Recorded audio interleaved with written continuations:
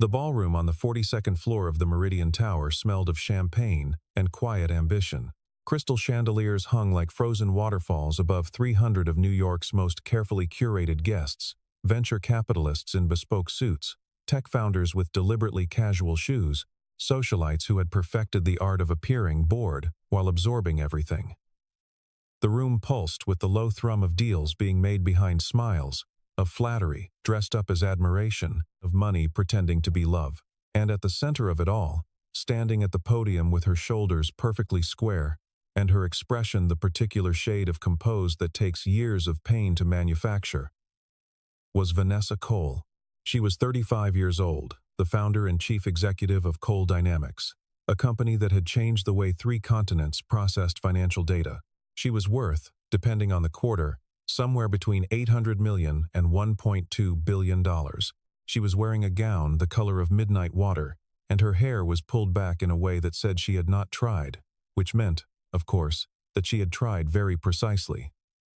The photographers loved her, the investors needed her, and on this particular Tuesday evening in October, as the words left her mouth and rolled through the gilded room like a slow detonation, every single person in that ballroom went absolutely still. "I have spent the last decade surrounded by powerful men," Vanessa said into the microphone, her voice smooth and unhurried as Riverstone. "And I have come to a conclusion. I am done with rich men, not because of the money, because of what the money does to them." The silence that followed was the kind that cost something. Outside that ballroom, 4 floors below in the parking structure of the Meridian Tower, Marcus Reed was reading a chapter book. He had the overhead light on in his dark SUV, the book balanced on the steering wheel, his reading glasses, the ones he never wore in public if he could help it, perched low on his nose. The book was about a young dragon who wanted to be a librarian. He had read it 11 times already, because his daughter Lily loved it, and when he read it aloud to her every night, she would stop him before each page turned to predict what came next. And she was always right. And every single time she was right, she laughed like it was the first time she had ever laughed. He was 38 years old, broad-shouldered, with hands that had carried hoses into burning buildings and later, in a quieter life, carried groceries up 4 flights of stairs and helped with second-grade science projects that required considerably more patience than a burning building ever had. He had been a firefighter for 9 years, good years, years that had given him a bone-deep understanding of what actually mattered when everything extraneous was stripped away before his wife, Renee, got sick. He had become a private driver because the hours were flexible enough that he could be home when Lily got out of school, because being there when she came through the door was the one commitment he had decided, in the months after Renee died, was non-negotiable, regardless of what else he had to give up to keep it. Marcus lived in a 2-bedroom apartment in Crown Heights, Brooklyn. The kind of neighborhood that was technically gentrifying but had not yet surrendered its soul. The apartment had a broken radiator that clanged like a tambourine in February, a kitchen window with a view of the neighbor's laundry lines, and a hand-drawn growth chart on the doorframe of Lily's room that Renee had started when their daughter was 2 years old, and Marcus had continued, in his own handwriting, after she was gone. Lily was 8 now, gap-toothed and ferocious about fairness, convinced that libraries were the most important buildings in the world and that her father could fix anything. She was not entirely wrong about that second part. Marcus could not fix everything. He could not fix the silence in the apartment after 9 o'clock, could not fix the fact that Lily sometimes talked to her mother's photograph as if she expected it to answer. But he was steady in the way that certain men are steady, the kind of steady that does not announce itself, that simply shows up every morning, without fanfare or self-pity. He worked 2 jobs. The driving, 5 nights a week, and a weekend shift at a hardware store in Park Slope, where he had worked long enough that the owner left him a key. He was always short on money, and never short on dignity.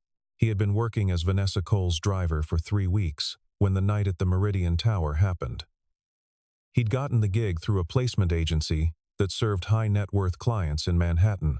His previous assignment, a hedge fund manager who never spoke but always tipped generously, had ended when the man relocated to London. Vanessa Cole, he'd been warned by the agency, was particular. What that meant, Marcus had learned quickly, was that she expected silence. unless she initiated conversation, that she preferred the car at exactly 68 degrees, that she did not like the radio, and that she had a way of looking through a person rather than at them that could make even a confident man feel momentarily invisible. Marcus, for reasons he couldn't fully articulate, did not feel invisible around her. He felt, if anything, curious. There was something behind the composure, something that reminded him, in a way he couldn't name, of the controlled stillness a person holds when they are trying very hard not to cry in a public place. The night of the gala, he had been waiting for 2 hours when his phone buzzed with her text.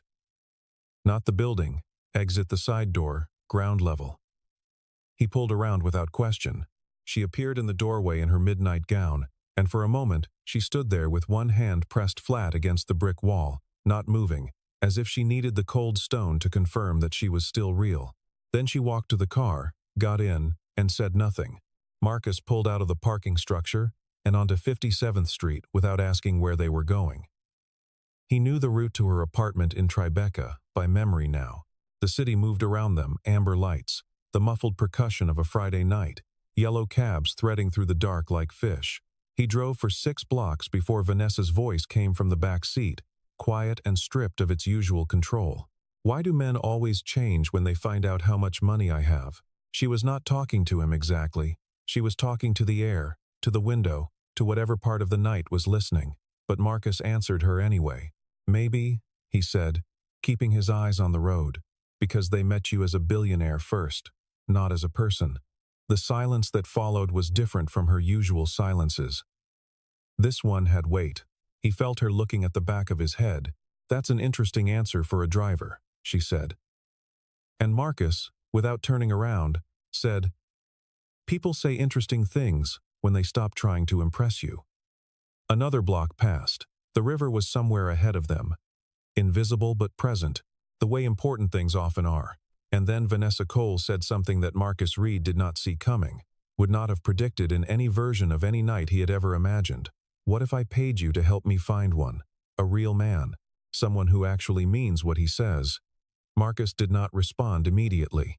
He turned right on 10th Avenue and watched a group of tourists cross against the light and thought about Lily's school fees, which were due in 18 days, and about the specific number $460 that currently separated his bank account from a very uncomfortable conversation with the administration office. "That's not really in my job description," he said finally. Vanessa said, "I'll make it worth your while." He thought about Lily. He thought about the growth chart on the doorframe. He thought about how Renee used to say that pride was a luxury, not a virtue. "All right," he said, "but I won't lie to you about what I see." The arrangement began the following week. Vanessa gave him a list vetted by her assistant, cross-referenced with background checks of 8 men she was open to meeting. Her words, open to meeting, as if dating were a quarterly board review. Marcus's job was to help her select venues, observe the interactions from a discreet distance, and offer his honest assessment afterward. She paid him $200 per outing, on top of his regular rate. The first man was a tech entrepreneur named Preston, who wore a watch that cost more than Marcus's car and spent 40 minutes explaining the watch. The second was a personal trainer named Carter, who had 300,000 followers online and kept angling their table so that the restaurant's ambient lighting hit his jaw at its best angle. The third was a corporate attorney named Richard, who asked Vanessa within the first 15 minutes whether, framed as just thinking ahead. Marcus watched all of them from across the room, or from the bar, or from a corner table with a soda water, and each time, within 20 minutes, he had already understood the essential truth of what he was watching. He had spent years reading Rooms, Burning Buildings, which are just rooms in crisis, teach you very quickly what matters and what doesn't, who panics and who thinks. People, Marcus had found, were not so different from rooms. You learn to read the structure beneath the surface presentation. After each failed date, Vanessa would get in the car, and they would drive, and she would say nothing for a few blocks, and then she would say something sharp and precise about the man in question. She was not unintelligent about people, only unwilling to trust her own instincts, and Marcus would confirm or add to what she'd said. One evening, After a particularly empty dinner with a startup investor named Blake, who had smiled the smile of a man rehearsing warmth, Vanessa turned to look at him properly for the first time since they'd started this arrangement. "How do you do it?" she asked. "How do you see them so quickly?" Marcus considered the question. Outside, Midtown slid past in its neon and concrete certainty. "When I lost everything," he said slowly, "I had to figure out very fast who was going to help me and who was going to disappear. You learn the difference. The real ones stay. The performance ones leave." Vanessa was quiet for a long moment. "Then, what did you lose?" "My wife," he said simply. 3 years ago. Cancer." She said nothing after that. But something changed in the car, some small atmospheric shift, the way a room feels different after someone opens a window. By the 5th date, Vanessa had stopped briefing him formally. She would simply text him the location and time, and he would be there. And afterward they would drive and talk. And the talking had started to stretch longer than the drives warranted. He began taking the scenic route without comment. She did not complain. One night, the conversation drifted toward Lily. Marcus mentioned offhandedly that he needed to leave by 9 because of school pickup arrangements the next morning, and Vanessa asked how old his daughter was, and Marcus told her 8, and Vanessa asked what Lily was like, and Marcus talked about her for 12 uninterrupted minutes without once seeming to notice he was doing it. The love in his voice was so unguarded, so completely without performance, that Vanessa found herself looking out the window so he wouldn't see her face. She had been in rooms with men who claimed to love their children and men who genuinely did, and she had learned to distinguish between them. And there was absolutely no question which category Marcus Reed belonged to. She had not felt anything knock softly against the inside of her chest like that in a very long time. And she told herself, with the firmness of someone who has learned to be suspicious of their own heart, that it was simply admiration. That was all. The car broke down on a Wednesday in November. Not dramatically, it did not break down on a highway or in the rain, but rather in a perfectly ordinary way, with a grinding sound from under the hood that Marcus recognized immediately as something that was going to be expensive and not quick to fix. He called Vanessa to explain, and Vanessa, who had no other transportation arranged that evening because her assistant was in Connecticut, said she would come to him. He tried to dissuade her.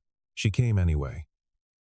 She arrived in a car-share vehicle, wearing a cashmere coat and looking faintly uncertain in the way that people who are very accustomed to their own world look when they step outside of it. Marcus lived on the 3rd floor of a building whose elevator had been out of service for 4 days. She climbed the stairs. He opened the door. Inside, Lily was at the kitchen table doing long division with the concentration of a surgeon, a half-eaten apple beside her notebook. The apartment was small but deeply itself. There were drawings on the refrigerator, a bookshelf that took up an entire wall and was organized by Lily according to a system only she fully understood, a pot on the stove that smelled of garlic and something slow-cooked and warm. Marcus apologized for the state of things. Vanessa said, "Genuinely, please don't." Lily looked up from her homework and studied the visitor with the frank appraisal that children apply to strangers and that adults have mostly learned to disguise. "You're very tall," Lily said. "Are you a model?" Vanessa laughed a real laugh, caught off guard, brief and bright, and said she was not. "What do you do?" Lily asked. Marcus said, "Lily, that's private," Lily said. "It's a normal question, Daddy."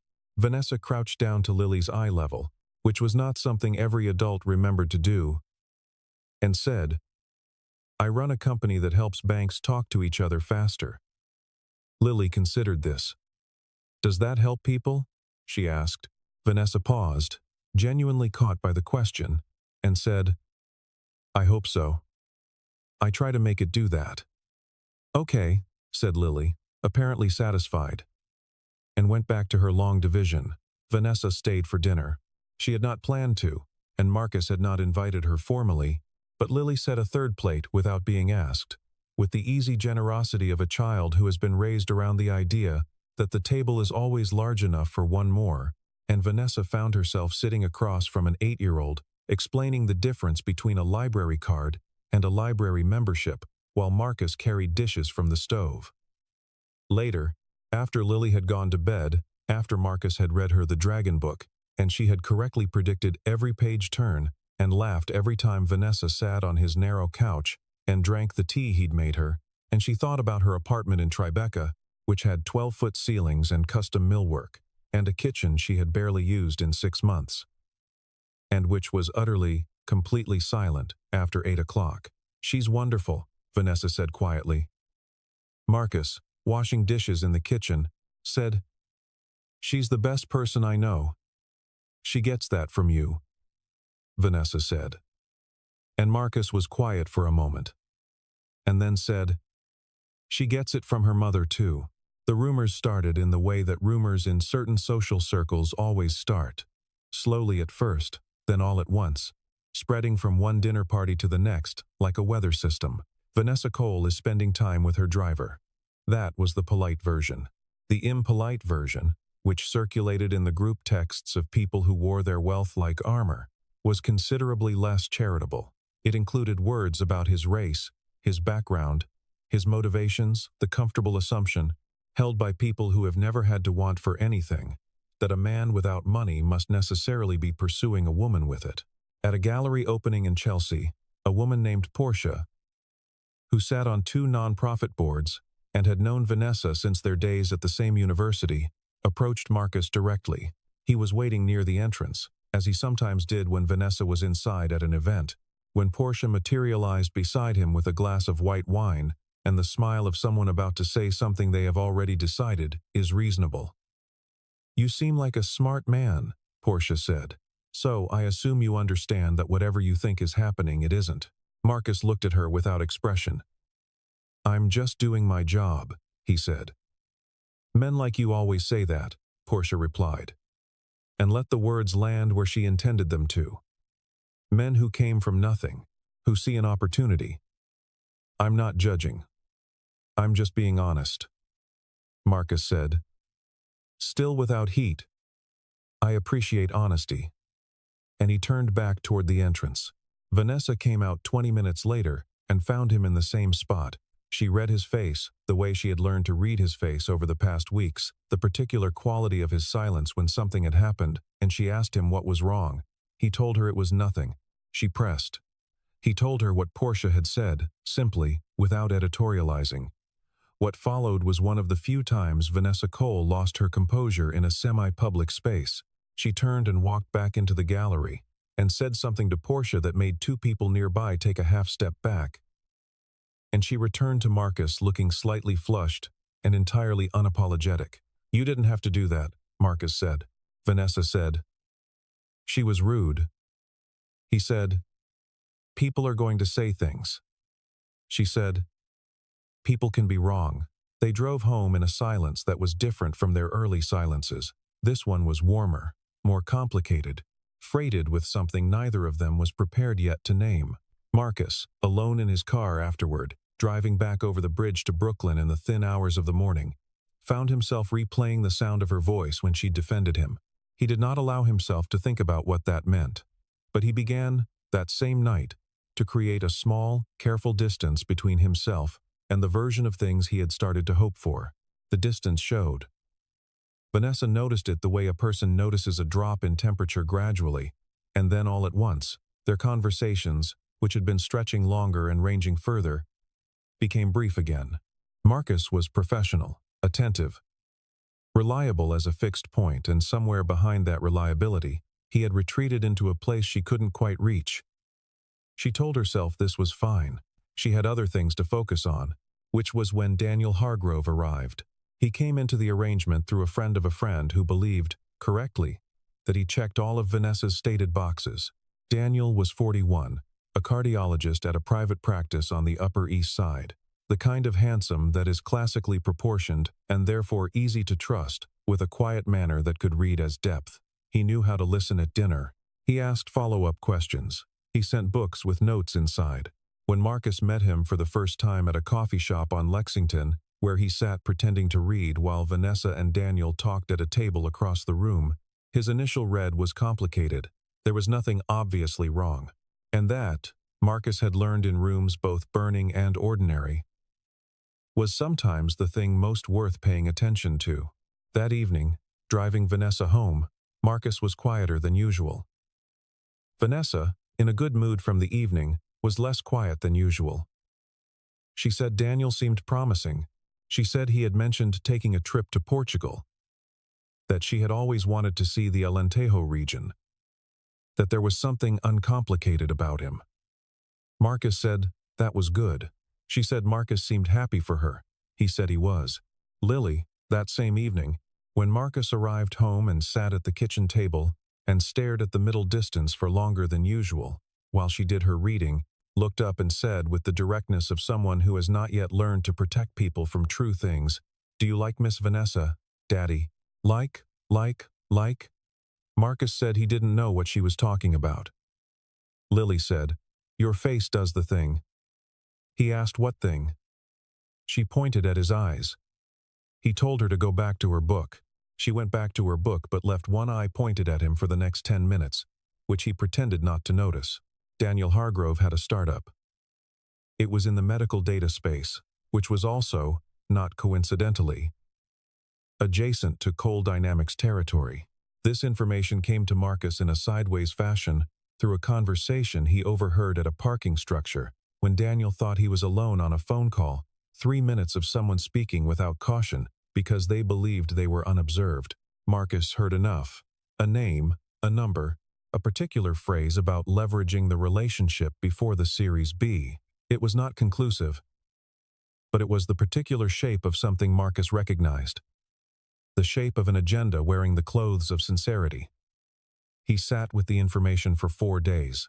He thought about what it would look like a driver, a black man with no college degree and 2 jobs, telling a billionaire that the polished doctor she was falling for was using her. He thought about how that story would read. He thought about how he would be interpreted. And then he thought about Renee, who had told him once, near the end, when things were very hard, that the right thing to do is usually the uncomfortable thing, and that if you find yourself choosing between your dignity and someone else's safety, you choose their safety and trust that your dignity will be waiting for you on the other side. He asked her for a conversation outside of their normal arrangements. She agreed, curious at the shift in his tone. They met at a coffee shop in the West Village, not a car, which made it different equal ground, no steering wheel between them. He told her what he'd heard. He told it plainly, without ornament, the way he had learned to deliver difficult information in his firefighter years, which was to say, directly, calmly, and with the clear acknowledgement that the information was going to hurt. Vanessa listened without interrupting. Her face went through several things in quick succession, and then settled into an expression he had not seen on her before, something flat and wounded and carefully controlled, the look of a person who is deciding in real time whether to believe something that would cost them something if it were true. When he finished, she said, "You're sure?" He said he was not certain, only that she should look into it. Then she said, "Is it possible that you're saying this because—" And she stopped herself. But the silence finished the sentence for her. Marcus looked at his coffee cup for a moment. "I won't pretend I don't have feelings about it," he said quietly. "But I wouldn't lie to you. That's the one thing I have left to offer. And I'm not going to trade it." She left without saying much else. She did not call him for 6 days. On the 7th day, she had her legal team pull Daniel Hargrove's corporate filings and his recent communications, which her terms of non-disclosure with him technically permitted in the context of any business relationship. What they found was not precisely what Marcus had described, but it was close enough that the difference was academic. Daniel had been, from the beginning, positioning himself to use their personal relationship to accelerate an introduction to Coal Dynamics' board of directors. The Portugal trip had been planned as the moment to make the ask. Vanessa ended things with a single phone call, professionally, without cruelty. She was very good at ending things professionally. That night, she sat in her Tribeca apartment with all the lights on, because she did not like the dark, and thought about the particular quality of her own persistence in choosing the wrong people. She looked at the apartment the way she sometimes looked at financial models that had been constructed correctly, and still produced the wrong answer, searching for the flaw in the underlying assumption, the variable she had mislabeled. The apartment was beautiful. She had spent considerable time and money making it beautiful, had hired a designer who understood the difference between luxury and warmth, and had split the difference artfully. The kitchen was marble-topped and underused. The belle one. She had chosen this apartment because of those windows. In the years since, she had spent perhaps 40 nights actually looking at them. The thought turned on itself, as thoughts do at midnight, and became something rawer and harder to manage. When she called Marcus, it was past 11. He answered on the second ring. She said, "You were right." He said, "I'm sorry." She said, "Don't be sorry. Just tell me honestly, is it me? Is there something about me that invites this?" And there was a long pause, and then Marcus said, in a voice that was very careful and very kind, "No, you just keep looking in places where love is already wearing a different face. That's not a flaw, it's just a habit. And habits can change." She was quiet for a long time after that. When she spoke again, her voice had changed texture, something softer in it, something worn down to its true substance. "Marcus," she said, "when did you start knowing me so well?" And he said, "I think you were always this knowable. You just haven't had many people willing to look." He resigned 2 weeks later. He did it formally, through the agency, with 2 weeks' notice, which was more than required. His reasons, in the email to the agency, were listed as personal circumstances. His real reasons were simpler and more difficult. He was 38 years old and a single father, and the gap between his life and Vanessa Cole's life was not a gap that romantic feeling could simply leap across, no matter how warm the feeling or how genuine the leap. He thought about Lily. He thought about what it would do to an 8-year-old girl who had already lost one person she loved to have another person appear and disappear from her life. He thought about himself at 2 in the morning on a Tuesday in February, doing the kind of math that people in certain financial circumstances do in the dark, and he thought about how that math would look to someone who had never once in her life had to do it. He had seen enough of Vanessa's world to understand it was not a hostile world, it was simply a world that operated according to different pressures, different weights, different definitions of what was manageable and what was not. He did not resent it. He simply understood, with the quiet clarity of a man who knows his own coordinates, that belonging to it would require him to become something he wasn't sure he wanted to become. The version of himself that Lily needed, steady, rooted, consistently present, was not a version that translated easily into a life organized around private jets and foundation galas, and the particular social mathematics of extreme wealth.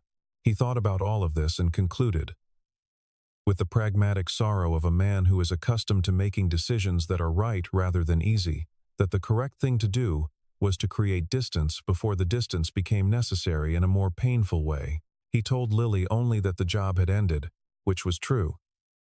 Lily said, "Will we see Miss Vanessa again?" He said he wasn't sure. Lily said, "I made her a drawing." He said she could keep it for now. Vanessa found out through the agency's notification email on a Thursday morning between 2 meetings. She read it 3 times. Then she put her phone face down on her desk and sat very still for approximately 90 seconds, which was all she allowed herself. Then she had her assistant call the agency for his contact information. The agency said that was not something they were able to provide. She had her legal team draft a letter. The letter came back unopened. She was not accustomed to this, to being declined access, to a door simply being closed with no drama and no explanation, just a clean and quiet closing. She found it was a different category of hurt than the ones she was used to. The usual hurt, the kind she'd experienced with men who had taken things from her, was sharp and located somewhere external. This one was interior. It sat in her chest and had no edge she could press against to prove where it ended. She drove herself for the first time in perhaps 7 years. She had a car, a sleek silver vehicle she had almost forgotten she owned, and she drove it into Brooklyn on a Saturday afternoon without calling ahead, because she did not have his personal number, only the agency's number.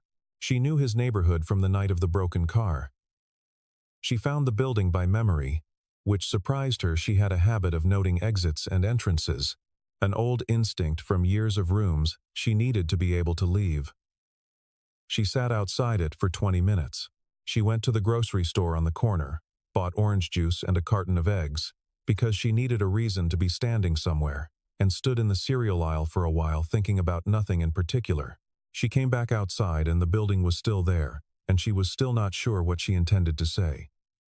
She had given prepared statements to financial regulators, to congressional subcommittees, to hostile journalists. She had never in her life stood in front of a building not knowing what she was going to say. It turned out not to matter, because Lily found her first. The girl came around the corner with a backpack shaped like a turtle and a look of absolute delight that required no precedent. "Miss Vanessa," Lily said, as if the appearance of a near-billionaire on her sidewalk was perfectly sensible. "Did you come to see us?" Vanessa said she had. Lily said, "Daddy's upstairs. He's doing laundry. He always does laundry when he's sad. He's been doing a lot of laundry." Marcus appeared in the doorway of the building a moment later, having followed Lily around the corner when he realized she'd run ahead. He saw Vanessa. He stopped. He was holding a laundry bag. He was wearing a gray sweatshirt and looked like himself, entirely and only himself. And Vanessa thought, "This is the realest person I have ever stood in front of." She said, "You didn't tell me you were leaving." He said, "I thought it was the right thing." She said, "For whom?" He said, "Both of us." She said, "You didn't ask me." Lily, who had been standing between them, watching this exchange with the focused attention of someone watching a tennis match, reached into her backpack and produced a folded piece of paper. "I made this," she said, and held it out to Vanessa. Vanessa unfolded it. Inside was a drawing in crayon, 3 figures, 2 tall and 1 small, standing in front of a yellow house. There were flowers in the yard, and a sun with a smiley face, and above the figures Lily had written, in her careful second-grade letters, U.S. Vanessa folded the drawing very carefully and held it against her chest and looked up at Marcus and did not say anything for a moment.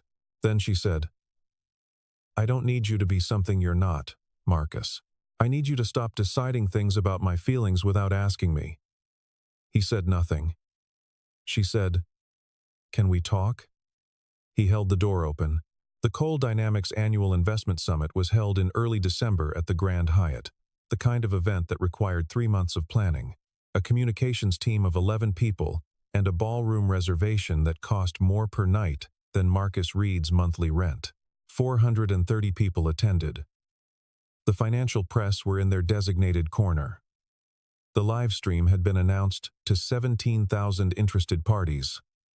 And at 7:45 in the evening, Vanessa Cole walked to the podium in a structured blazer the color of amber, her hair down for once, and looked out at the assembled power of a significant portion of the city's financial establishment and began to speak.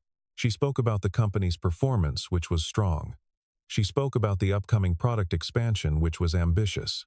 And then she paused, in a way that her communications team had not been briefed on, and the room waited. And she said something that the financial journalists would spend the next 48 hours trying to contextualize. "I have spent my career," Vanessa said, "being impressive. And I have been very good at it, but impressive is not the same as real. I built this company because I believe that real things, honest connections, true value, transparent systems should win. And then I went home every night to an apartment that looked nothing like what I believed."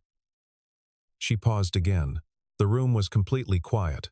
"There is a man in this room tonight," she continued, "who never once tried to impress me, who told me the truth when it cost him something, who showed me what a family looks like when it isn't performed for an audience." She stepped away from the podium. The communications team exchanged a look that would later become the subject of a brief internal debrief. "I should have said this months ago, but I was afraid of how it would be interpreted. I am done being afraid of true things." She found him near the back of the room, where he had come, and he would not fully explain to himself why he had come, only that Lily had said go, in the definitive way she sometimes said things, and Marcus had learned to take certain instructions from her seriously, and also that some part of him had understood that there are moments you regret not showing up to, in a way that is permanent and specific, and never quite heals. He was wearing the dark blazer he kept for funerals and other occasions that required something better than a work shirt, and he had gotten there 20 minutes before the event started, and stood at the back thinking he would leave before she spoke. And then he had not left, and then she had spoken, and then leaving had ceased to be a thing he was capable of. Vanessa walked toward him through the crowd, which parted with the automatic deference crowds give to people who move with purpose. She stopped in front of him. She said, "I know what you're going to say," he said. "You do?" She said, "You're going to say that the gap is too wide, that your world and mine don't fit, that Lily deserves stability." He said, "Those aren't small things." She said, "No. But they're solvable things. The unsolvable thing is if we don't try." He looked at her for a long moment, this woman who had terrified a ballroom of 300 people, who had built something from nothing in her own way, who had cried in his car, and laughed at his daughter's jokes, and eaten his food at his small table, and looked genuinely at home doing it. He said, "I'm not going to pretend I know how this works." She said, "Neither am I. That's the point." He said, quietly, "Vanessa." She said, "Marcus." And then he said, barely above a threshold that the people nearest them could hear, "I have been in love with you for longer than I'm comfortable admitting." She stepped forward and held his face in her hands, which were trembling slightly in the way that very composed people tremble when they finally stop composing. And she said, "Then stop being comfortable about it." The photographers nearby did what photographers do. 1 year is not a long time. It is long enough, however, for certain kinds of change to become permanent. Not the dramatic change of a crisis, but the slow change of seasons, the kind that you notice only when you look back and try to locate the exact moment when things became different and find that there is no single moment. Only a gradual shift in light. Marcus was no longer driving for private clients. He was running, with Vanessa's initial backing and a small grant from a Brooklyn community foundation and his own considerable organizational skill, a nonprofit called Open Door, which provided emergency support, job placement assistance, and community resources to single parents in 4 Brooklyn neighborhoods. He had an office, a modest one, in a converted row house on Atlantic Avenue, with a whiteboard covered in overlapping marker, and too many sticky notes, and a photograph of Renee on the desk beside one of Lily, and beside that, a newer photo, the 3 of them at a beach in Connecticut in August, Lily in a bright orange swimsuit with her arms thrown wide, Vanessa laughing at something out of frame, Marcus squinting into the sun with a smile he didn't know he was wearing, until he saw the photograph later, and recognized it as the specific expression of a man who has stopped waiting for something to go wrong. He worked with people who were where he had been, holding 2 jobs and 3 worries, and a child who deserved more than the math allowed, doing the invisible daily arithmetic of love and scarcity. He was very good at it, in the particular way that people are good at work they were always meant to do, and that they find only after the life they planned has already become something else entirely. Vanessa had changed too, in the way that is harder to quantify. She was still formidable. She had not become less sharp or less ambitious. Would not have recognized herself if she had, but there was something in her that had softened around the edges without losing its core. She took calls at dinner less often. She was in Brooklyn most weekends. She had opinions about Lily's Dragon book, which she had now read twice, and strong feelings about the ending which she and Lily had spent an entire Saturday afternoon debating. And Marcus had listened to this debate from the kitchen while making pancakes, and felt something very like happiness, which was a feeling he had not fully trusted in a long time but was slowly learning to let sit in his chest without questioning it. Lily had a mother-shaped space in her life that would never be fully filled by anyone. Marcus had been clear about that, with himself and in the gentle, age-appropriate conversations he'd had with his daughter, and Vanessa had never tried to step into that space, but had instead, quietly and without announcement, begun to occupy a different space that was simply her own. This turned out to be enough, and then more than enough. The family dinner was in the apartment in Crown Heights, not Vanessa's Tribeca apartment, which they used sometimes but which still felt, in Lily's words, too echoey, but Marcus's apartment, which had acquired certain new objects over the past year.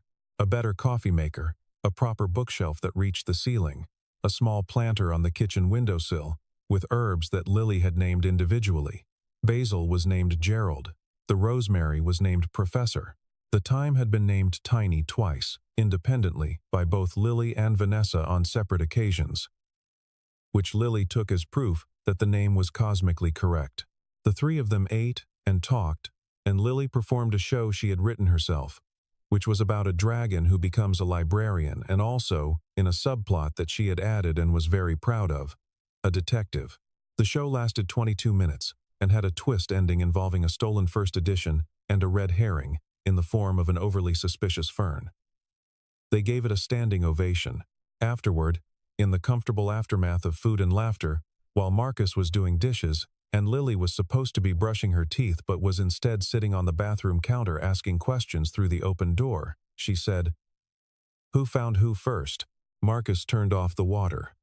Vanessa, sitting on the couch with the contentment of someone who has arrived somewhere they intend to stay, looked toward the bathroom with a smile. "I thought I hired your dad to help me find love," she said. "That was my plan." Lily said, "Did it work?" From the kitchen, without turning around, Marcus said, "Yeah, sweetheart, it worked." And Lily said, with the satisfaction of someone who had suspected this outcome for some time, "I knew it. I knew it since the laundry day."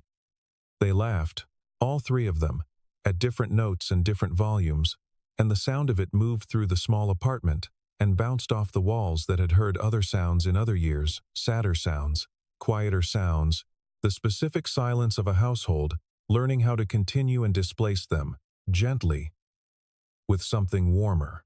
Outside, the Brooklyn street was doing what Brooklyn streets do on December evenings. A neighbor was carrying groceries. A dog was being walked by a man in a very inadequate coat. Two teenagers were arguing about something with the passionate certainty of people for whom everything is still enormous and unresolved. Inside, a lamp on the end table cast its amber circle. Inside, a man who had carried hoses into burning buildings and grief into ordinary days was drying a dish, while the woman he loved read a book on his couch, and their daughter negotiated the terms of one more story before bedtime. The richest man in any room, a firefighter captain had told Marcus once, when Marcus was very young and very new to the job, is never the one with the most. It's the one who knows what he has, and doesn't spend a single night pretending otherwise. Marcus had not thought about that in years. He thought about it now, drying the dish, listening to the quiet argument from the bathroom about whether the dragon needed a detective's hat, or whether a detective could simply carry a library card, and that would be sufficient to establish their dual identity. He thought about what it means to arrive somewhere. He thought about the word home, not the address, not the square footage, not the floor plan, but the thing itself, which is always smaller and warmer and more essential than it looks from the outside. He set down the dish. He leaned in the kitchen doorway and looked at the lamp and the couch and the bathroom light and the sound of his daughter's voice, and he understood, with the simple clarity of a man who has finally stopped preparing for the next loss, that this was it. This was the thing. And he was not going to waste a single ordinary evening of it. The richest person in any room is not the one with the longest balance sheet. It is the one who has looked honestly at their own life, made peace with where it began, and found in the space between who they were and who they are becoming one true thing worth holding on to. Marcus Reed had been a firefighter. He had been a widower. He had been a man in a parking garage reading a children's book about a dragon by the light of an overhead lamp, wearing glasses he was mildly embarrassed about, and feeling the particular solitude of a person who is loved by a child and by no one else, and finding that it was almost enough, and that the almost was the part he had learned to live with. And then something had shifted, not with an earthquake, but with a question asked in a moving car, and an honest answer given without expectation of return, and a choice to tell the truth even when the truth was costly, and a drawing in crayon that said only US. He had not found love by looking for it. He had found it by being, consistently and without apology. entirely himself, and by finding, in a woman who had spent years surrounded by people who wanted pieces of her, someone who had been waiting, without fully knowing it, to be seen by someone who wanted nothing she had, except her company, and her time, and the chance to be in the same room with her without performing anything at all. And for her, the finding had been its own kind of homecoming, a return not to a place, but to a self she had almost stopped believing in, the one that felt safe, and known, and real, the one that had been there the whole time, behind the composure, waiting patiently for someone willing to look. In the end, that is what the story was always about. Not wealth, and not its absence. Not the distance between a Tribeca penthouse and a Crown Heights walk-up, though that distance was real and had required something genuine from both of them to close. Not money, not sacrifice exactly, but the specific courage of two people who were afraid and went toward the thing anyway. It was about what people find when they stop looking in the places that feel safe and comfortable and familiar, and allow themselves, for once, to be surprised by where and by whom they belong. Lily knew. She had known since the laundry day. Children often know these things before the adults do, because they have not yet learned to distrust what is obvious, have not yet built the elaborate systems of self-protection that make adults so slow and so cautious about the truest things. She had drawn the three of them and written US above their heads and given the drawing to a woman who had been looking for that exact word in all the wrong places, and it had turned out to be the simplest possible answer to the most complicated possible question. Not a destination, not a discovery, just us.